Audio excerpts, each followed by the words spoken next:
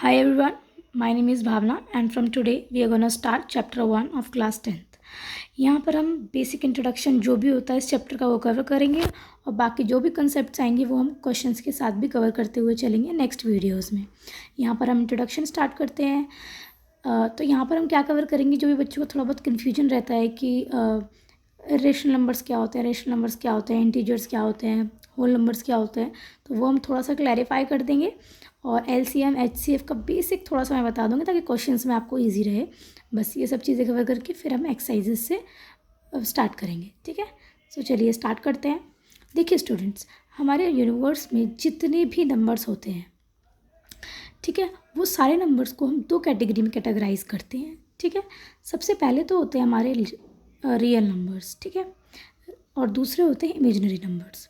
देखिए जो imaginary numbers होते हैं ये हमें अभी नहीं पढ़ना है, ये आगे एक फर्दर क्लासेस में आपको काम आएंगे अगर आप आगे मैथ्स को पढ़ते हैं, तो अभी इसकी नीड नहीं है। ठीक है, तो हम रियल नंबर से स्टार्ट करते हैं। देखिए रियल नंबर्स, जो भी हम नंबर लाइन जो होती है, नंबर लाइन पे हम जितने भी पॉइंट्स हम उस पर शो कर सकते हैं वो सारे हमारे रियल नंबर्स होते हैं। रियल नंबर्स फ्रैक्शंस में भी, पॉइंट्स में, डेसिमल्स में, मतलब जितने भी नंबर्स होते हैं वो सारे के सारे रियल नंबर्स में आते हैं।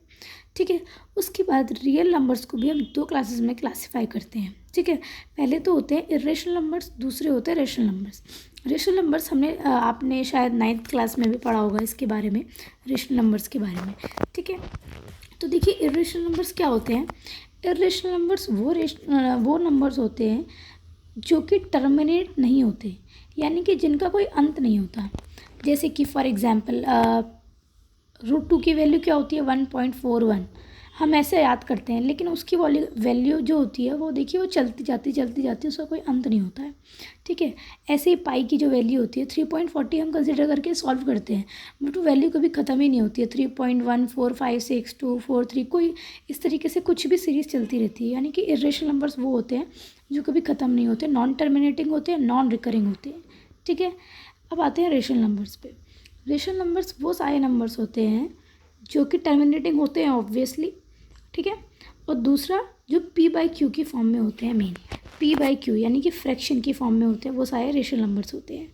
जैसे कि यहाँ पर रेशनल नंबर्स में एक कंडीशन होती है, बट जो q है वो 0 के इक्वल नहीं होना चाहिए। ठीक है, ओके। अब आते हैं रेशनल नंबर्स को भी हम दो कैटेगरीज में क्लासीफाई करते हैं। पहले तो होते हैं फ्रैक्शनल और दूसरे होते हैं इंटीजर्स। ठीक है, फ्रैक्शनल नंबर्स कौन से होते हैं, देखो p/q में जितने भी नंबर्स होते हैं वो सारे रेशनल, उसके अंदर दो कैटेगरीज, फ्रैक्शनल और इंटीजर्स। अब जो हमारे फ्रैक्शनल नंबर्स होते हैं जैसे कि 3/5 हो गया, 7/5 हो गया, 2/4 हो गया, कोई भी नंबर जिसको हम 3/4 हो गया, जो हम फ्रैक्शन की फॉर्म में लिखते हैं वो सारे के सारे हमारे फ्रैक्शनल नंबर्स आ जाएंगे। फिर इंटीजर्स क्या होते हैं, इंटीजर्स वो नंबर जो कि नॉन फ्रैक्शनल फॉर्म में होते हैं, जैसे कि 2 हो गया, 3 हो गया, 4 हो गया, 5 हो गया।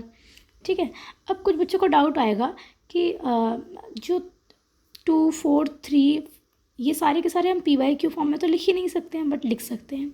आपको पता है जैसे कि अगर हम 2 लिखते हैं तो 2 के नीचे 1 आता है, तो ये क्या है, एक रेशनल नंबर तो है ही प्लस इंटीजर है। ठीक है, जो फ्रैक्शन नंबर्स होते हैं अगर हम इनका डिवीजन करेंगे तो ये पॉइंट में आंसर देंगे, बट इंटीजर्स नंबर्स क्या होते हैं, नॉन फ्रैक्शनल होते हैं। ठीक है, अच्छा, अब ये थोड़ा इंपॉर्टेंट है और ये यहाँ से आपको चीज़ें एकदम ध्यान में रखनी है। इंटीजर्स क्या होते हैं, वो सारे नंबर्स जो नंबर लाइन पे शो होते हैं, नॉन फ्रैक्शनल नंबर्स। इसमें 0 भी आता है और सारे के सारे पॉजिटिव नंबर्स आते हैं 1 से लेकर, और -1 से लेकर -∞ तक सारे नेगेटिव नंबर्स भी आते हैं। ठीक है, ये क्लियर है। उसके बाद अब मैं आपको बताती हूँ नेचुरल नंबर्स क्या होते हैं।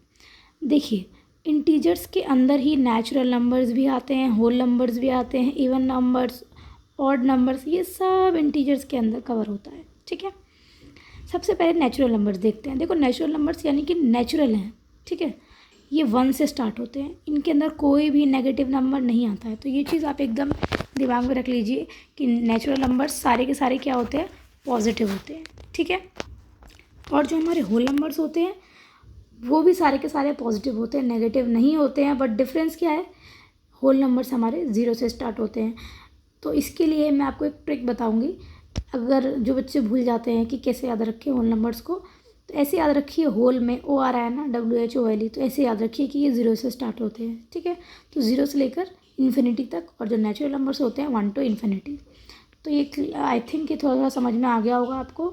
नहीं भी अगर आपको थोड़ा बहुत समझ में आया तो एक बार आप वीडियो को और देखिए और थोड़ा सा रिवाइज कर लीजिए, ठीक है। जितना समझ में आया उतना काफ़ी है, ठीक है। हमें बेसिक ही चाहिए यहाँ पर, ठीक है। इवन नंबर्स क्या होते हैं? जो भी नंबर 2 से डिविजिबल होते हैं वो सारे हमारे इवन नंबर्स होते हैं। 2 हो गया, 4 हो गया, 6 हो गया, 8 हो गया। नेगेटिव भी हो सकते हैं इवन नंबर्स, ठीक है, नेगेटिव भी हो सकते हैं, -2 -4, वो भी इवन नंबर्स कहलाएंगे। वो नंबर जो 2 से डिविजिबल है वो सारे के सारे हमारे इवन नंबर्स होते हैं। अच्छा, क्वेश्चन आता है कि क्या 0 एक इवन नंबर है? जी हाँ, 0 एक इवन नंबर होता है, ठीक है। ऑड नंबर नहीं है, 0 एक इवन नंबर है, ये चीज़ ध्यान में रखेंगे। फिर आते हैं ऑड नंबर्स। ऑड नंबर्स क्या होते हैं बच्चा? जितने भी नंबर्स इवन को हटा के होते हैं वो सारे हमारे ऑड नंबर्स होते हैं, ठीक है। जैसे 1, 3, 5, 7, ये सारे नंबर्स क्या होते हैं? हमारे ऑड नंबर्स होते हैं, ठीक है। आई होप ये क्लियर हो गया होगा, ठीक है। ये मैं आपको एक शॉर्ट इंट्रोडक्शन दे रही हूँ थोड़ा सा, ठीक है।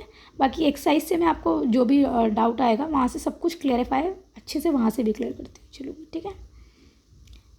चलिए अब आ जाते हैं प्राइम नंबर्स पे, जो कि बहुत इंपॉर्टेंट है क्योंकि इस चैप्टर में प्राइम नंबर्स का बहुत ज़्यादा यूज़ है, तो ये तो आपको बिल्कुल अच्छे से समझना है, ठीक है।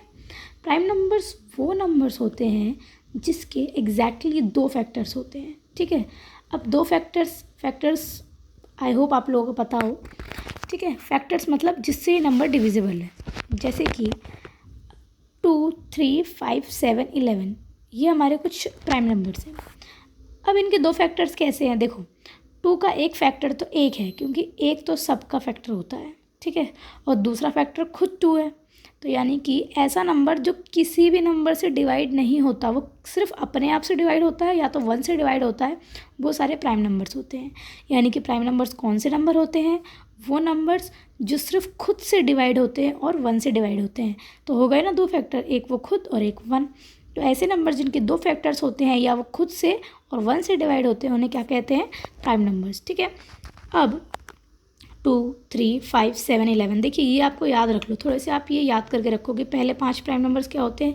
पहला 2, 3, 5, 7, 11, उसके बाद 13, 17, 19, ये लिख लो आप अपने नोट में, ये आपको याद करके रखना है। 19 तक आप याद रखो कि ये कुछ प्राइम नंबर्स होते हैं, ठीक है। अच्छा, एक पॉइंट जो छोटा सा मैं और ऐड कर देती हूँ कि जितने भी प्राइम नंबर्स होते हैं सारे ऑड होते हैं, सारे दुनिया के जितने प्राइम नंबर्स हो गए ना वो सारे ऑड होंगे एक्सेप्ट 2, जो सबसे छोटा प्राइम नंबर है ना 2, इसके अलावा सारे प्राइम नंबर्स क्या होते हैं? ऑड होते हैं। जैसे कि 43 देखो, 43 भी एक प्राइम नंबर है। अब आप देखो इस 43 को, ये सिर्फ 1 से और खुद से यानी 43 से डिवाइड होगा, उसके अलावा किसी से डिवाइड नहीं होगा, आप चेक कर सकते हैं, ठीक है। अब आ जाते हैं कंपोजिट नंबर्स। देखो कंपोजिट नंबर्स कौन से नंबर्स होते हैं? देखो कंपोजिट नंबर्स वो नंबर्स होते हैं जो प्राइम नंबर नहीं होते। अच्छा, यानी कि वो नंबर जो कि डिवाइड हो सकते हैं जिनके 2 से ज़्यादा फैक्टर्स होते हैं। देखो प्राइम नंबर्स के 2 फैक्टर्स होते हैं और जो कंपोजिट नंबर्स होते हैं उनके हमारे 2 से ज़्यादा फैक्टर्स होते हैं, इसलिए वो ब्रेकेबल भी होते हैं। जैसे कि 4 हो गया, 6 हो गया, 8 हो गया, 10 हो गया, ठीक है, 20 हो गया। अब जैसे 4 है, देखो किस किस से डिविजिबल है? 1 से, 2 से और 4 से, हो गए ना 3, तो ये कंपोजिट है। आगे चल के हम एक्सरसाइज में ना ऐसे क्वेश्चंस भी करेंगे जिसमें ना हमसे पूछेगा कि कंपोजिट नंबर्स कौन से हैं, ये कंपोजिट नंबर क्यों हैं। तो हम क्या चेक करेंगे? हम देखेंगे अगर 2 से ज़्यादा फैक्टर है तो वो क्या है? कंपोजिट नंबर है, ठीक है। ये चीज़ ध्यान में रहेगी।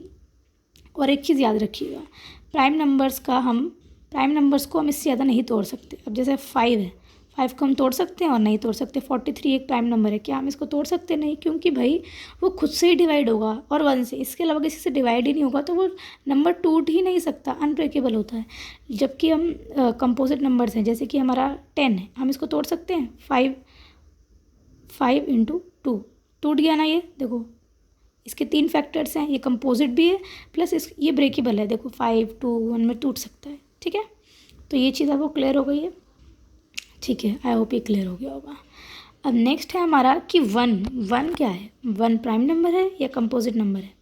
तो देखो स्टूडेंट्स, 1 ना तो प्राइम नंबर होता है ना तो कंपोजिट नंबर होता है, ठीक है। ये चीज़ आपको ध्यान रखनी है कि 1 ना तो प्राइम नंबर होता है ना ही कंपोजिट नंबर होता है, ठीक है।